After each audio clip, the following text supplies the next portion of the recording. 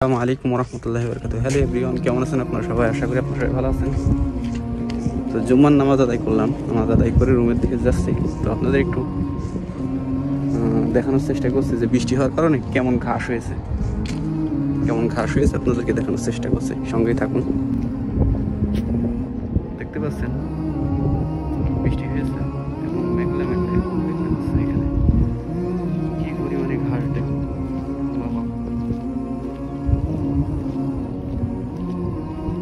ঘাস, প্রচুর পরিমাণে ঘাস হয়েছে এখানে। দেখতে পাচ্ছেন কি পরিমাণে ঘাস। তারপরে দেখি দেখুন এখানে রাস্তার পাশে ঘরের গায়ে কি পরিমাণে ঘাস। এখানে এক সপ্তাহ যাবৎ অল্প অল্প করে বৃষ্টি হয়েছে এবং মেঘলা মেঘলা আকাশ, তাপ ততটা দেখুন কি পরিমাণে ঘাস।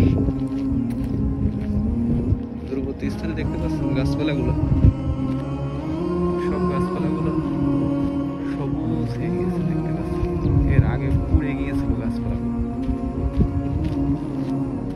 যখন প্রথম এসেছি তখন দেখছিলাম যে পুড়ে গিয়েছে তাপে।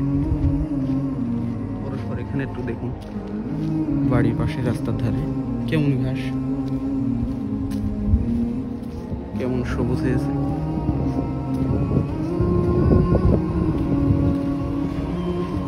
দেখুন বৃষ্টি হওয়ার কারণে চারি সাইডে শুধু সবুজ সবুজ। আসলে এক সপ্তাহ যাবৎ অল্প অল্প বৃষ্টি হচ্ছে এবং মেঘলা এই স্থানে। তো দেখতে পাচ্ছেন যে কেমন ঘাস এখানে। কিন্তু আমি যখন প্রথমে এসেছি পুড়ে গিয়েছে, মনে হচ্ছিল ওই জন্য পুড়ে গিয়েছে গাছগুলা। তো এক সপ্তাহ যাবৎ বৃষ্টি হচ্ছে অল্প অল্প, আর আবহাওয়াটা নরম, যার কারণে ঘাস তারপরে গাছগুলো সবুজ হয়ে গিয়েছে আলহামদুলিল্লাহ। তো এর আগে শুনছি নাকি 6-7 বছর 8 বছর এমনটা দেখাই যায়নি। এবছরে এমনটা হচ্ছে। এবছরে জিজানের দ্রুপ বলে জায়গার নাম, এই অঞ্চল ভিত্তিক এমনটা হচ্ছে। এখনো আবহাওয়া অনেক নরম,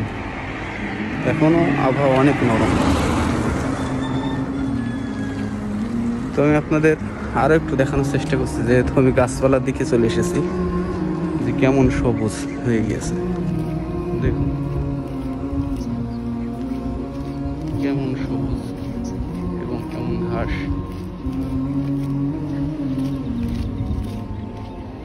দেখতে পাচ্ছেন এই গাছগুলা মরে গিয়েছে।